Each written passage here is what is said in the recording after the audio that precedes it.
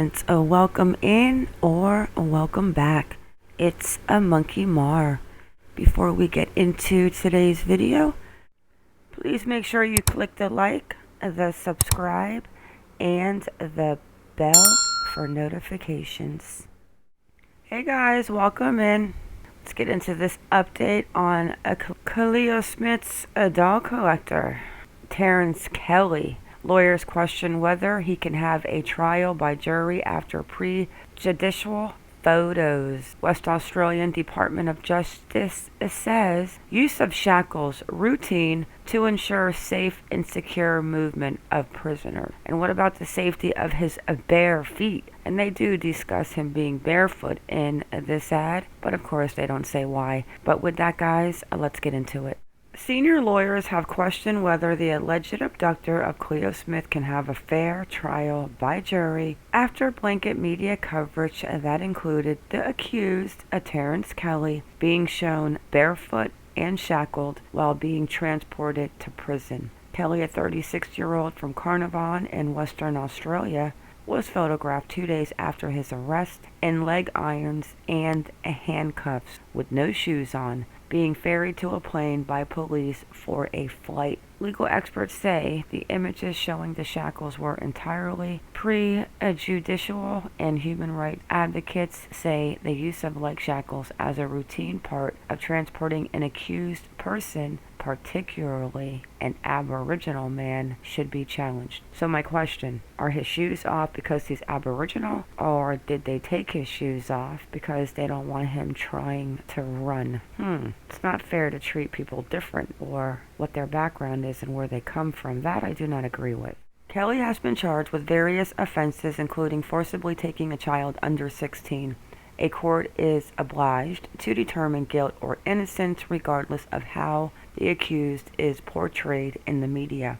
The use of leg shackles does not indicate guilt, which is for the court to decide. The WA Department of Justice said the use of shackles was a routine practice to ensure the safe and secure movement of prisoners. But even without the publication of pictures of him, the extent of the media coverage on the case has made Kelly effectively untriable, said Perth barrister Tom Percy, QC. The amount of hatred and enmity generated toward him already in the public domain would make trial by jury almost impossibility, he said. The photographs of Kelly on the tarmac were widely published in Australia and shown on local TV bulletin. The Australian newspaper used the image captured by its photographer on the front page. The Daily Mail used several images with editorialized captions, including a suggestion that Kelly was winking at the camera when it appears he was just squinting from the sun. So we are worried about the pictures of Kelly getting on a plane in shackles barefoot, but we're not worried about the pictures with him in his Bratz dolls. What? The Guardian also published one of the images distributed by Getty in which the handcuffs and chains were obscured. Percy, the criminal law spokesman from the Australian Lawyers Alliance, said the publication of photos showing an accused person in shackles was entirely prejudicial and unnecessary and did nothing whatsoever to inspire one's confidence that there could be a fair trial, at least in front of a jury. Alright, so we get the answer on this line. Of course, in WA, we have the option of a trial without a jury, he added. A judge-only trial can be held in WA if the court is convinced that it is necessary of the interest of justice. Percy says he expects that. If the matter goes to trial, lawyers representing Kelly would apply for a judge-only trial, but the application can also be made by the prosecution. Interesting. Anthony Elliott, the president of Criminal Lawyers Association of Western Australia, said the photographs were entirely prejudicial. Photos showing shackles have been used to create an insinuation in the community that he is a dangerous person who needs to be restrained. I think he needs to be more into a straitjacket. Police would not comment when asked why Kelly was placed in leg shackles, referring questions to the Department of Justice, which carries responsibility for people once they have been remanded in custody. Earlier, police briefed some media outlets that the shackles had been used because Kelly was at risk of self-harm. Police custody transport manual states that when transporting prisoners by plane, violent prisoners should be ankle shackled if deemed appropriate in the circumstances. The position of the Justice Department on leg shackles is more opaque. A 2020 review by the Office of the Inspector of Custodial Services found there was no specific department policy dealing with routine restraint. The review found the department had adopted the routine use of restraints to prevent escapes, but without consideration of the actual risk of escape, including using leg restraints such as those on the ankle on people who are unconscious or very unwell in hospital. A Department of Justice spokesperson told Guardian Australia that corrective service officers are authorized to use a range of approved restraint equipment, including leg restraints, during escorts for the safe and secure movement of prisoners. They said such use does not meet the criteria to be classified as a use of force, which means there is no requirement to record their use. Amnesty International Australia says that every use of a restraint, including zip ties and handcuffs, should be regarded as a use of force and monitored as such. That is insane. I mean, here in the States, they're handcuffed and shackled in the courtroom. Interesting stuff right there.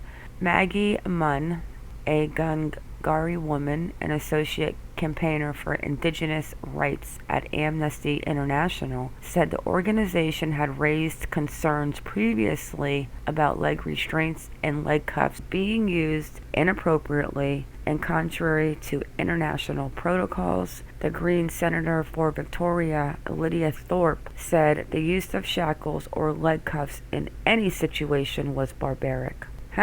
You guys would never survive in the United States, because I find it interesting that they consider any use of zip ties, leg cuffs, handcuffs to be barbaric. For First Nations people, it is also a symbol of colonial violence. Every time I go to a funeral, there's at least one or two young black fellows chained up, shackled up, shuffling through that big shiny floor.